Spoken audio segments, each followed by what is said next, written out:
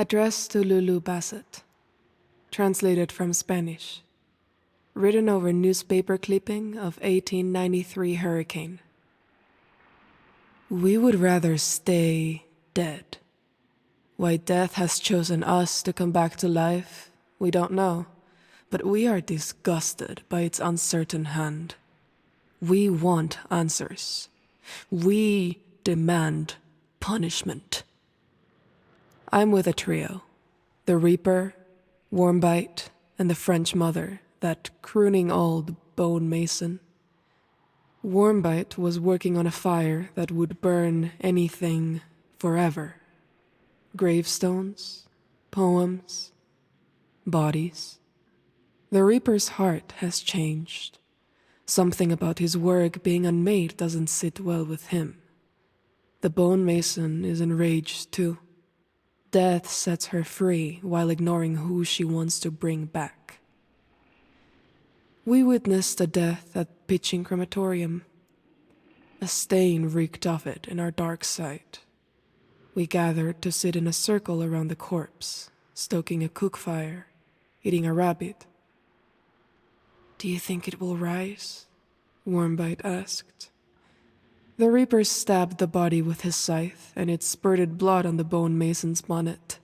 He apologized, tried to wipe it off her face. She bit his finger. I think I like her. "I feel old memories," the Reaper said. "I feel my childhood again." "You should cherish your childhood," the bone mason replied.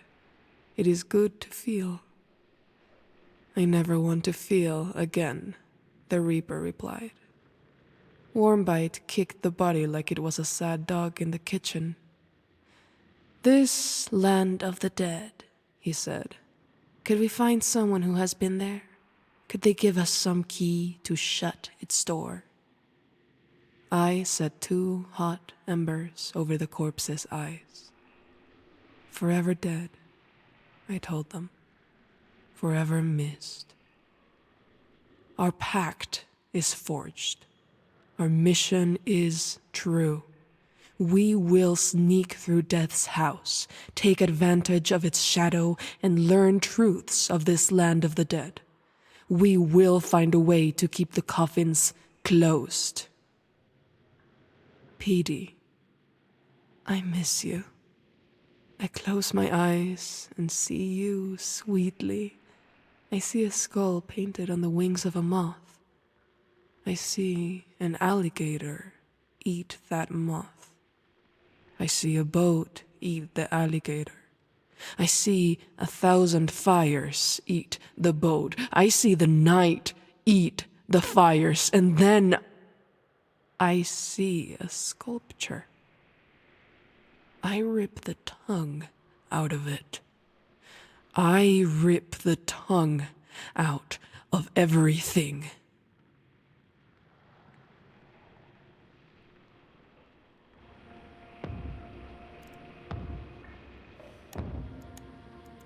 Near illegible text scrawled in boy notebook. Author unnamed, undated. Chisel these words into the inside of your eyelids. We vow to let the sculptor make of us the sculpted. May we speak with the throats of insects and seep into wishes of their many thousand eyes. The rough tongue of the Moima stone cracks and breaks, and secrets come out. They rush my hearing with heat and promises, and strike a match and stick it inside too. Push its flame to the center of my mind and let it hum of hymns, and the snapping of so many spines, the world just stops. Stops it tick, tick, ticking. The Moima stone licked my mind from within the 3-packed showdown at the Delphine's grave.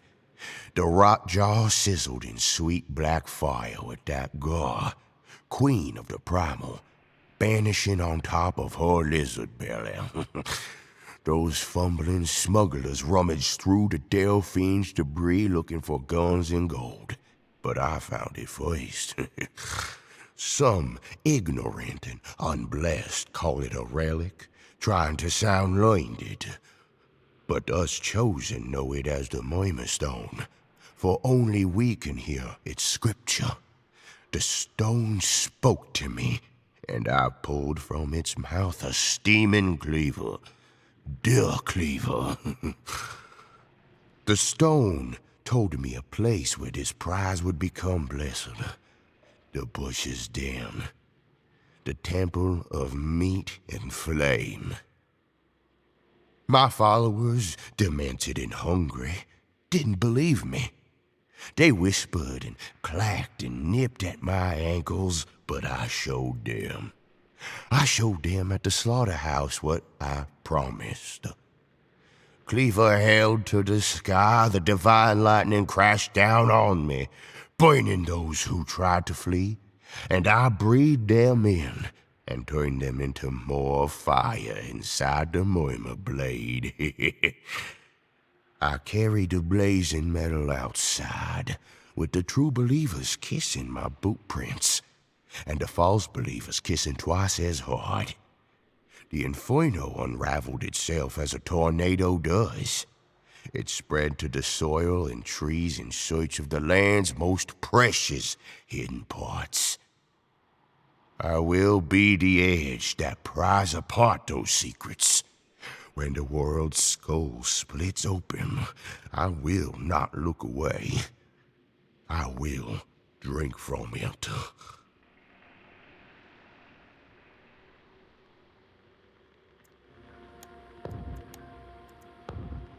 Forestry burn log. Handwritten.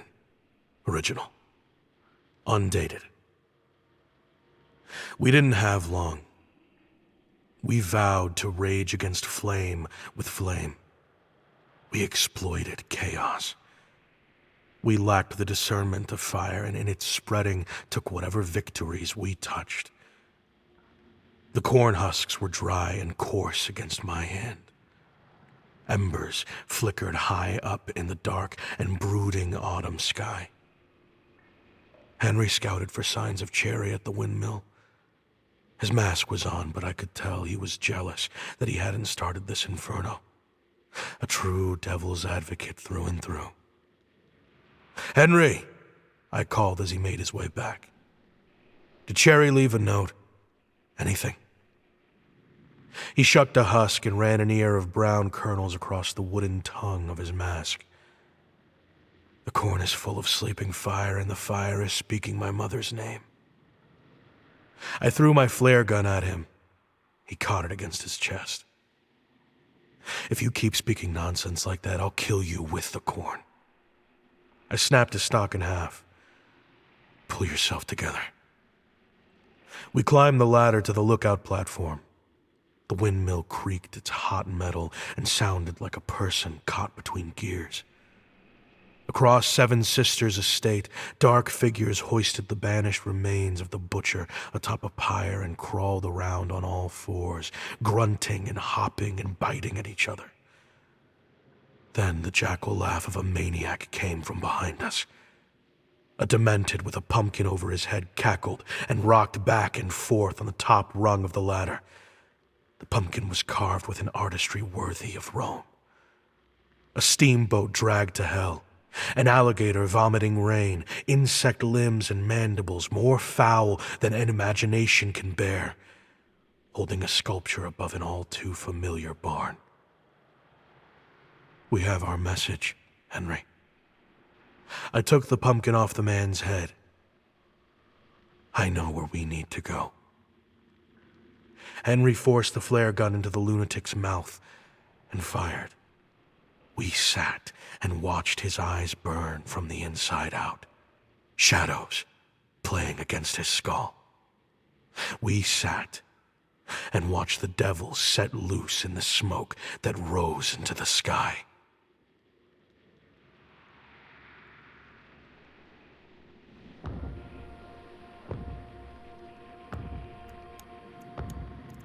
Near illegible text scrawled in boy notebook. Author unnamed, undated. We caught him sniffing around, trapping at our altars. The beast hunter tossed the kid to the ground, all wrapped up pretty in barbed wire. You know what we do with sniffers? I hoisted him onto our new altar. We removed the tool that sniffs. We took turns spiking grubs and rat dumpers onto the points of the kid's sharp metal cocoon. Why do you think these altars give us gifts? I asked him. He sputtered bile through the tight wire. Because we are ants, I continued, worthless without direction. I grabbed a follower, a false believer, unworthy from the doubt flittering in the pus of their eyes, and tossed him to the ground before stomp, stomp, stomping his skull rotten apple smooth. How worthless? I asked those who remained. Worthless as the split piglet eaten by worms, they replied. I brought out their favorite object, the split piglet, so small and dead, so filled with maggots and feral blood milk. Mosquitoes drank its splendor and flew with fat bellies to feed themselves to beetles hungry in the rafters. Will the sculptor turn us into art? A follower on her knees wanted to know, brushes and dyes strewn around her like a true painter. Yes, I told her. I dipped my fingers into the piglet and marked her forehead with the juice. We will gut and slash and slaughter and maul and bite and tear and bash our heads into hollows that heads weren't meant to hollow inside of. We'll scream inside their bodies, a prayer to set us free, they all chanted. I squeezed the piglet's blessings into the Moima Stone's mouth, all the curds and blisters and red milk gore. It hummed and delivered my intentions. Now, I proclaimed, pressing my shotgun to the kid's face, let's turn you into paint.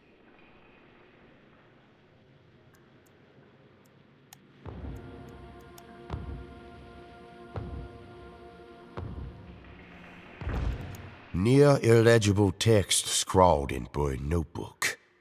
Author unnamed, undated. The spiral stairs were draped with bird bones. Feathers flooded and fell with the stink of egg rot and oil. My pig heart felt cradled by mantises, my face on their faces as they feasted and became holy into hog blood.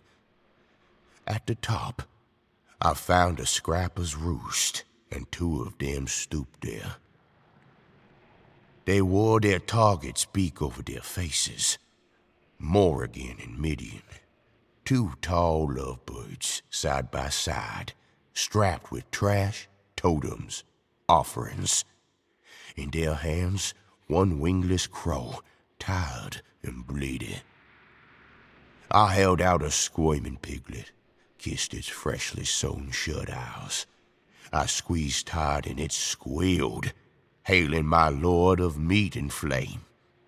I leaned over its snout and bit its tongue and ripped it out, teeth smooth. The scrappers held out their fat crow, and I fed the bird the squealer's tongue, and our bond was forged forever. Stagnant, the left one said. We're stuck, the right one said, petting the bird. Who blocks the sculptor's wishes? I asked them. There's a wounded bird out there, said one, the old leader of the hunt. He gobbles our prayers, spoke the other, all of them.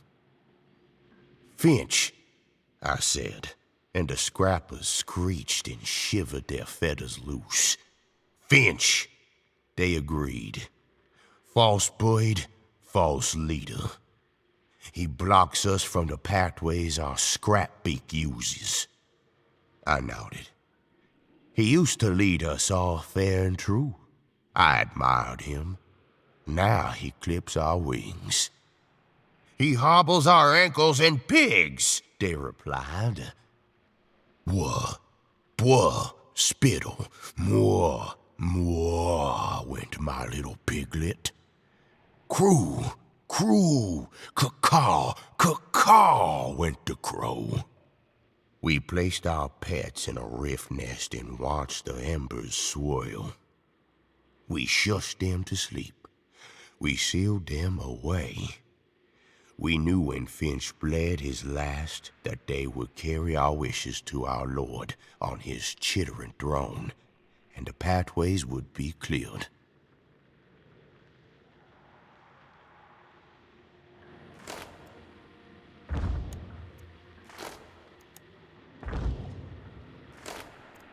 Forestry burn log, handwritten original, undated. Infernals entered the barn one by one, singed and stinking.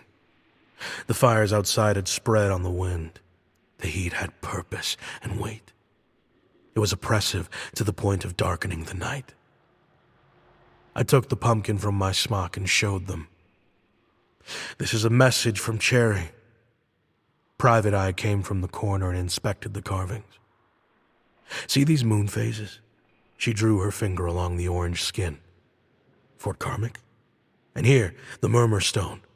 Pigs kissing it. Looks like Cherry wants us to lay siege to the slaughterhouse tomorrow. You gather all that from a gourd, Blackcoat asked. We wouldn't have to do this at all if the captain hadn't sunk his boat in the stone. She pointed to him, the Delphine's coward of a captain. He sat on a crate of beetles to keep the lid on as they buzzed with the will to combust. Bad luck to let a woman speak amongst us, the captain said. Blackcoat produced a baseball bat from his jacket and swung. He hit the captain in the chest hard enough to fling him into the air. There was applause. Henry sniffed.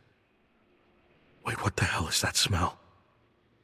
There was a sound of muffled screeching. We looked up to the hole in the ceiling and saw pale, gnarled toes curl over the edge of the roof boards. Above them, Monroe and Kane drooled against the harvest sky. Then they dumped a startle hive onto us out of a sack. The bee lady loosed her brood and they poisoned us, killed the fire beetles. We shot open an exit through the barn as the insects exploded. On our escape, I saw a wingless crow riding a piglet's back. Insanity was in for a season, but I knew that all seasons burn at their end.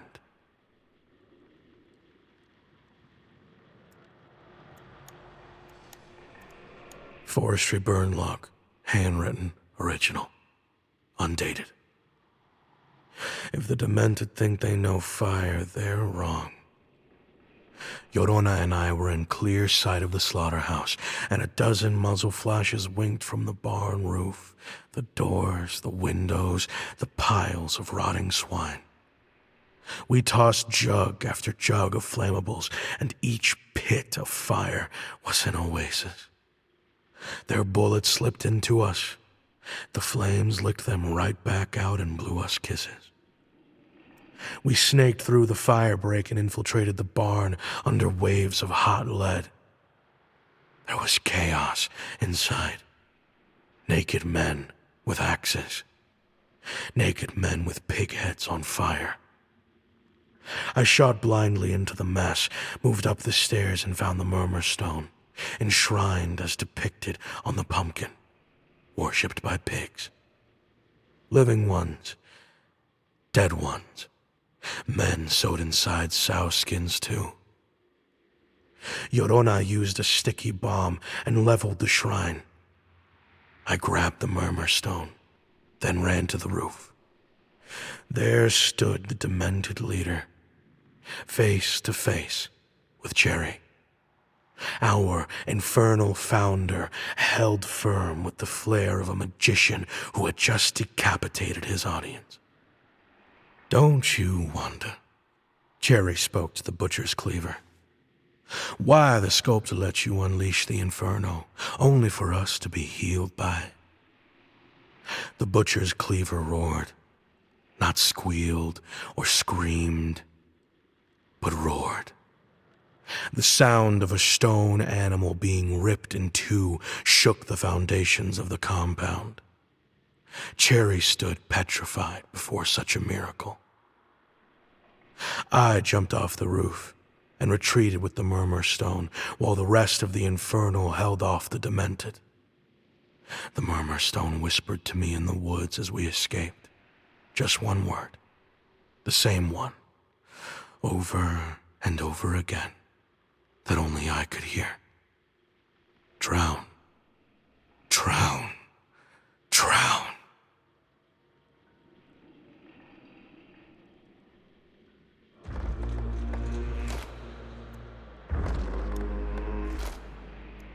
Addressed to Lulu Bassett, translated from Spanish, written on a page torn from a ship's logbook. We passed the kid floating at the docks, swaddled in pig meat, straw, and pumpkins. Half his face was gone. The water and mud parted like a mouth and swallowed him away. Our search led us to Mama May, tending a new flower that could give us answers. In the warehouse with catfish chandeliers, we found a board in a planter propped against a tomato trellis. It had a crooked spine grown from it, a skull, and a half-flesh, half-wooden face that blinked at us. This was wreckage from that cursed steamship, this Delphine. Haunted, dreaming dead ship dreams. Mama May buried severed fingers in its soil and left us to interrogate. "Give us your name," I commanded. The face spit seawater at me. The bone mason waddled up to the boardman. She pulled a cracker from her satchel and offered it to the thing. It refused. "Nothing matters," it rasped. "I've sailed winds born from the mouth of death." The reaper took the cracker for himself. Then he crooked his scythe into a soft spot in the board's skull. "Lulu, did you know wood can scream? It sounds like piss on dry leaves." "Tell us how the ship was hexed, Jellicoe." Warmbite held a work coat, ran his thumb across its name tag. The wood cried. It sounded as pathetic as all men's tears. "There is a dead land underwater," the wood spoke. "I've been there forever. All dead have too. A storm dragged us there. It's ruled by an insect on the moon with a brain among the stars and a body as hollow as air. I threatened this Jellicoe with a lantern. Is this the truth?" "We brought a monster on board. We fed it the artifact, the holy stone, the god larva. The ship absorbed us, paddled through death's mouth, and now death is almost out of the kind of dying you wanted to give." "Who knows how to break this stone?" Warmbite asked. "Mr. Finch," the wood replied, coughing up more seawater. "We had the stone on board the ship because of him. Drown, drown, drown." Mama May returned with a cart. "Time for your pruning," she said, and transplanted the board. She left to the sound of rain on dry leaves.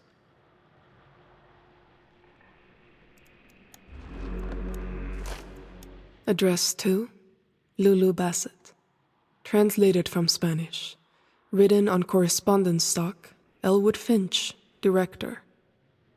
We found Finch in a rocking chair at the center of a ruined house. Ruined paintings hung on the wall, rotted for centuries. A grandfather clock leaned on its side, ticking. "Where have you been?" Warmbite asked. killing time. Finch threw a knife at the clock. It didn't stick. The bone mason hurled an axe and smashed the clock face.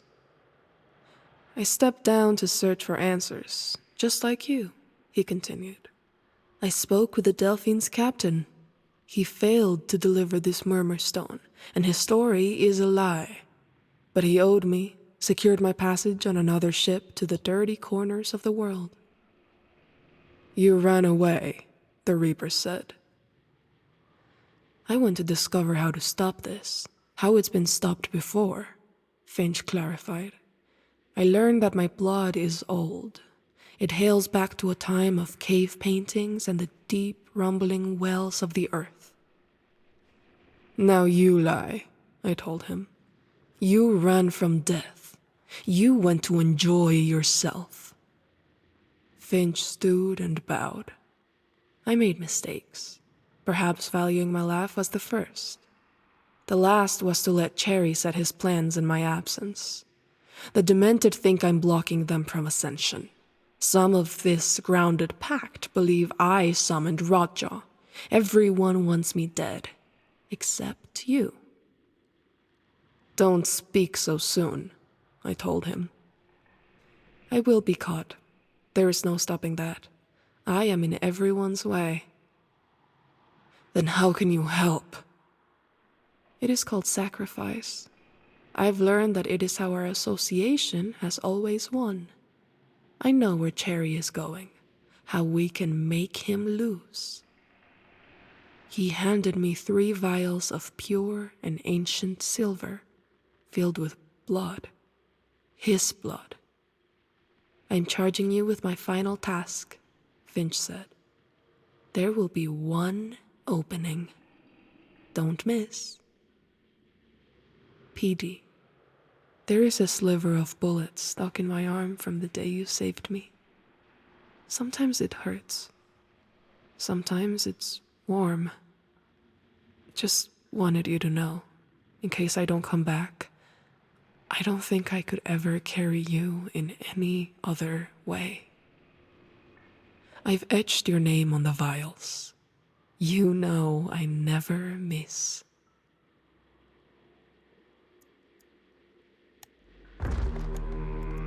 Wax cylinder transcript, sealed with a bird feather, sugar stained, labeled "A Sinking Man Sang." As one who enjoys the finest thespian pursuits in drama, I want to recount the last moments of a truly beloved friendship. "Elwood," I called. "You thirsty?" A finch hung from a high beam, wrapped in a rope, cannonballs, vines, and oleander sprigs, much like a bird that had built a trap of nest around itself. He nodded. I strapped a glass to my cane and held it up for him to sip. It was just us two. I'd sent the rest to hold a wide perimeter as our ferry drifted out into the water. "I heard you're afraid of clouds. Is that true?" he asked me. Pain flared in my leg at the thought, but his inquiry did not warrant a response. He was just trying to hurt my feelings. "Finch," I said, "let's not strive for cruelty here. I'd much like for this to be as kind a goodbye as goodbyes can be." I took in the scene, smelled the fine autumn flowers that were set in big arrangements of firebush and angel's trumpet. I sat down at a table, set for 2, lit a candle, and began to eat my duck. "That's the same dinner we had when you signed on to the organization," he observed. "Did you bring the beignets?" I pulled a cloth from the top of a basket and blew powdered sugar off them. "I guess I am a bit sentimental," I said. "Who knows what's going to happen next? Between you and me, sometimes I wonder if I've gone too far." "Well, a normal man would just stop," Finch said. But a normal man doesn't learn magic tricks." I flipped open my revolver, flourished my hand to produce a bullet. I held it to Finch, rubbed it, and it swept off into the air, spun, held still in the breeze before gliding into the chamber. I'd applaud if I could. No need. I spit out the thinnest of thin bones, and it cut my lip. You know, for such a shallow creek, the sinkhole below us is ghastly deep. Strange things moving at the bottom. Finch craned his neck to look. I'll say hello to your friends down there. It's been a pleasure, Elwood. A pleasure beyond all recall, he said.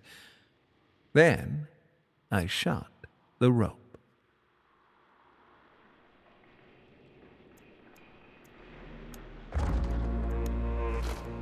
Wax cylinder transcript sealed with a cicada husk, labeled The Storybook.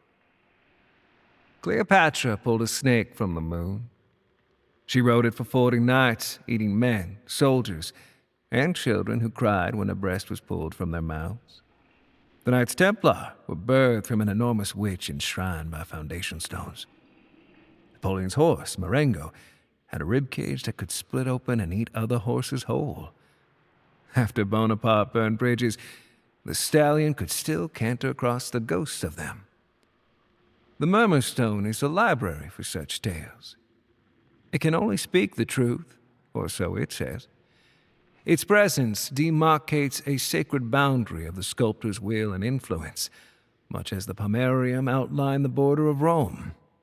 It is a force of physics and myth intertwined.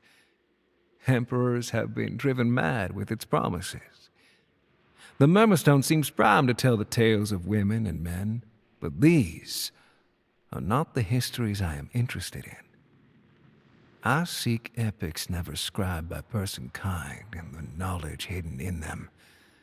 I wish to hear of the nameless silver scarab Goliath, who pulped insectoid maidens into mercury at the first stage of the sculptor. There are fables of worms endlessly burrowing across desolate lands, sludging in unison, charting pathways and inscribing memories for a mind too big to shroud a single sky. Still, the story I want to hear most eludes the Murmurstone's mouth. I think it is because the question I ask is the question of a child. It is not what the sculptor wants, but why.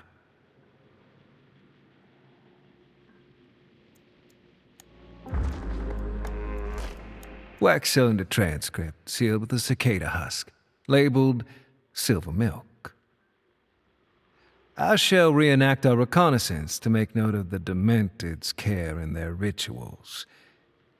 If you're not worried, why are we scouting them so close? Private Eye asked me. We laid atop a berm, watching a trio of Demented surround an altar. They placed a dismembered body in the mouth of it. Curious were the ornaments and decorations that covered the remains. Their attempts to divine wishes from their lord were desperate. More intense after losing the Murmurstone. Candace, did you ever travel to the city of Bath? I asked. Once. She looked uneasy. The Roman bathing pools in Bath were used to heat a unique kind of quicksilver, I said. This was used to feed abominations bonded with the sculptor. They used them to summon calamities, overthrow empires. Sounds like conspiracy and hearsay, she muttered, adjusting her scope. Unless the mercury was explosive. There was a sound these creatures made. The sound of continents halving in two. It was a siren, a call to mark the end of an age. I've heard this sound now. I want to see if it is truly time for such a thing to transpire. The trio knelt.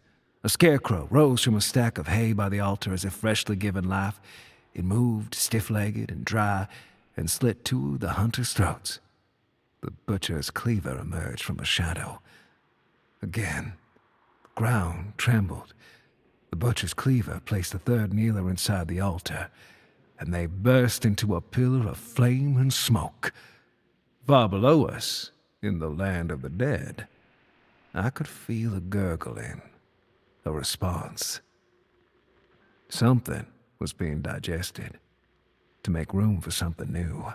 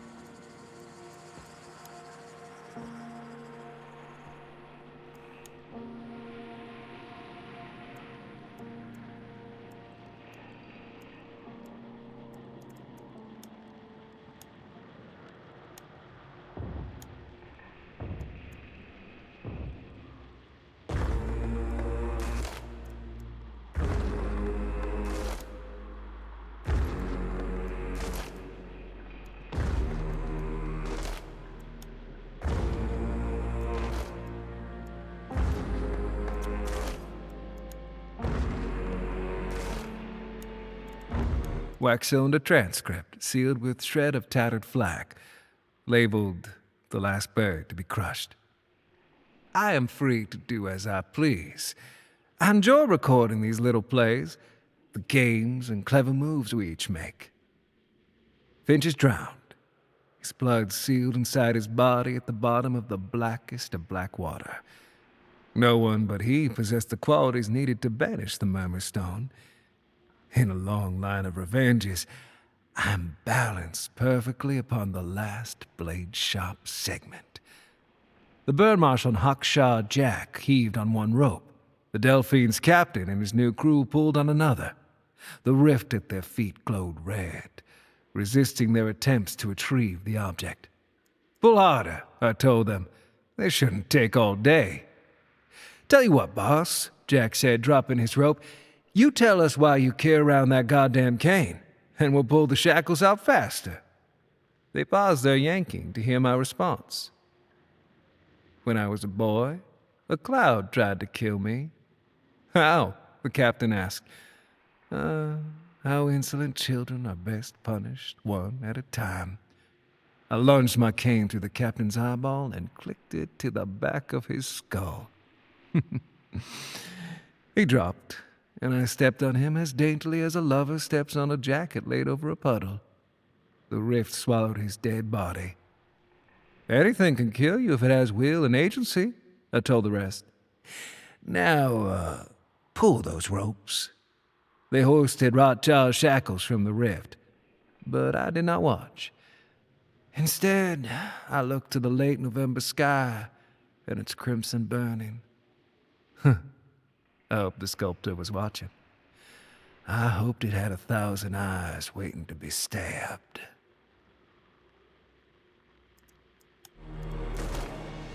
Wax cylinder transcript, sealed with a ticket, labeled Mise en scène. Eventually, we made sense of the captain's map.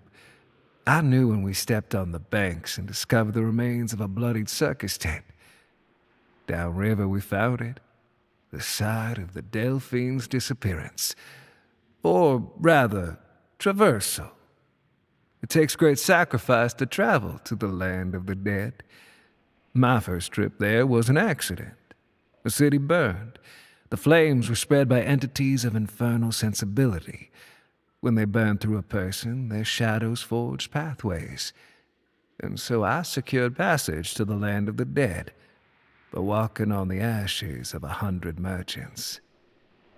My second traversal to locate the Murmurstone on the Delphine was not so kind.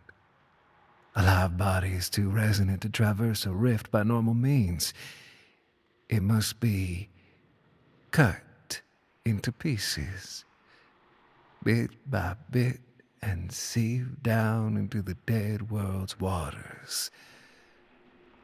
I will not relive such shame again. Much was learned from my manipulations to pull the Murmurstone back to the bayou. Most importantly, symbols carry weight. Souls do not just disappear, they stick. They haunt and howl to fulfill old promises. This means souls can be baited, misdirected, their energies utilized and bastardized. The Delphine's debris contains a host of souls trapped within its woodwork and corrosion. We have constructed a stage of its remains to perform our ritual and soften their yearning. A play of sorts must be conducted, each role carefully crafted. Some have taken weeks, some years, some gulfs of time that betray the ever-present eye of the sculptor. To be a member of the audience for this magic show, to see how decayed the rabbit pulled from my hat will be.